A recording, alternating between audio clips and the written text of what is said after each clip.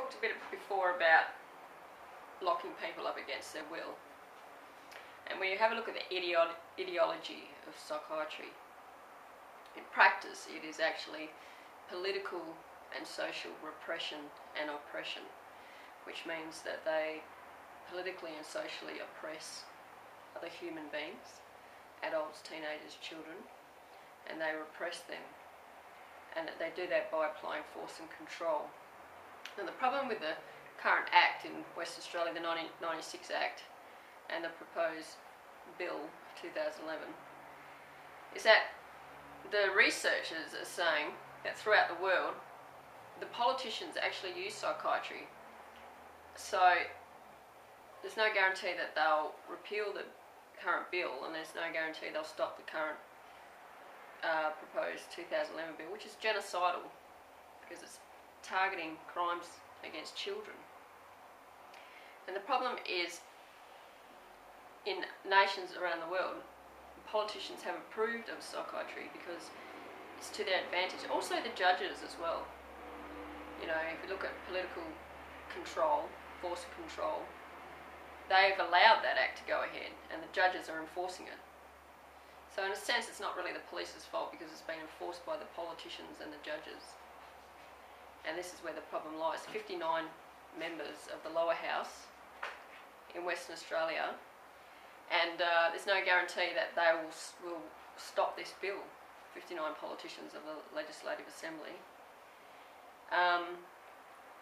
So we're reliant on 59 people in the lower house to stop this bill, and also to bring justice to the people of Western Australia by repealing the current Act. So you see this a very small percentage of people, 1% of the population, if that, the politicians, the psychiatrists and the judges controlling 99% of the population, enforcing these oppressive and very dangerous and damaging laws. And the political and social repression and oppression that they promote and advocate comes through in a practical sense through where in legislation involuntary commitment laws present themselves, and involuntary treatment orders, whether they're individual orders, treatment orders, or community treatment orders. These sorts of orders, they're manifested from the fact that it's political and social oppression.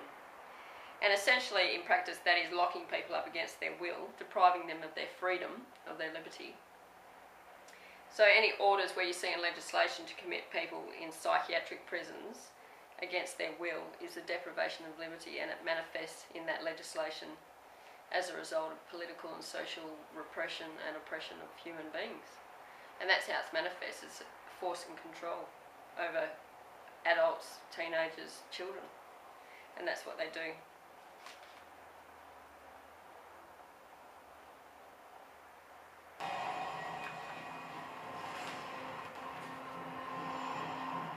Быть верными коммунистическим идеалам, убежденно, с революционной настойчивостью, претворять в жизнь ленинский завет, учиться коммунизму, трудиться самоотверженно, по-коммунистически, всей жизнью своей, утверждать на земле дело Ленина, дело партии.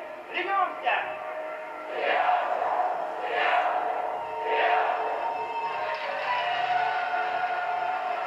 The Soviet regime demanded absolute loyalty.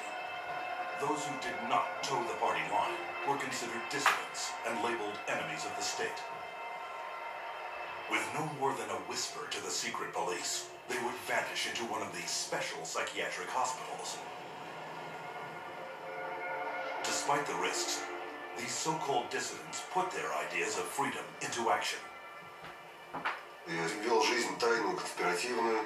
Никто не знал, что я это делаю. У меня была маленькая подпольная типография, и я стал делать листовки. While others considered themselves loyal Soviet citizens. Я, например, считал, и уверенно считал, что я один из лучших советских людей. Когда уже даже меня арестовали и написали его особо опасный государственный преступление. Я рассмеялся. И при нем, при этом же самом нынешнем генерале, рассмеялся. А он меня называет психиатром на утро. According to Soviet psychiatrists, they all suffered from inflexibility of convictions, a symptom of a new disorder, sluggish schizophrenia. Вот когда добьешься, то тогда зрел. Так, до конца пей. Ребят, ну вы спросили. Ну, обидно.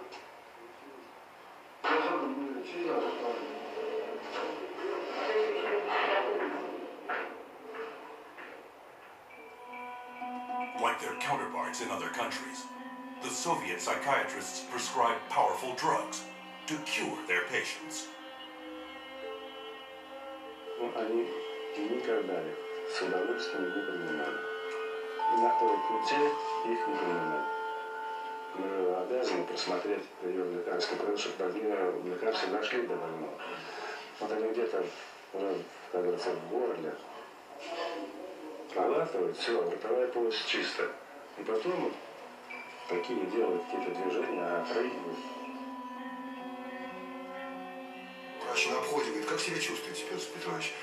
Я говорю, послушайте, вот, а там, когда 5 кубиков галоперидола, то надо, например, слюна до полу. Там перекошенность вся, значит, одни мышцы растягиваются, другие сокращаются. Совершенно ужасные позы, лицо все ужасное. На душе страшно просто. Я человека, вот самое главное, описать это состояние невозможно. Санитары совершенно безнаказанно могли избивать. По любому поводу. Или вообще без повода. Вот, например, санитар открывает дверь, тут ты оказался, например, в проеме двери. И вот этого достаточно было, чтобы, скажем, получить удар. Если больной, скажем, оказывал сопротивление при избиении, то его могли привязать и привязывали, и избивали, и продолжали избивать уже привязанного. Проходит, допустим, год-два, там выписывают убийц, выписывают насильников. Михаил, ты бы лучше убил бы кого-нибудь, мне бы легче было тебя отсюда вытолкнуть. Это было, вот, растало такое чувство безысходности. From 1967 to 1987, the Soviet government arrested over 2 million people who, for political reasons, were diagnosed as mentally sick and were forced to undergo psychiatric treatment. Even today, psychiatry remains the coercive tool of choice for governments throughout the world. What we've learned is that in Gitmo or Guantanamo Bay, that we had teams of healthcare professionals called the biscuit teams, behavioral scientists, psychologists, working with the military to advise them on how far you could push a prisoner. There are abuses that have been documented around the world. We have healthcare professionals who have committed potentially acts of treason within their medical ethics. And there's nobody supervising that. There's nobody making them stand accountable to their medical ethics. But psychiatrists have never reserved physical and mental torture exclusively for political prisoners. Throughout history, they have repackaged it and sold it to the public as therapy.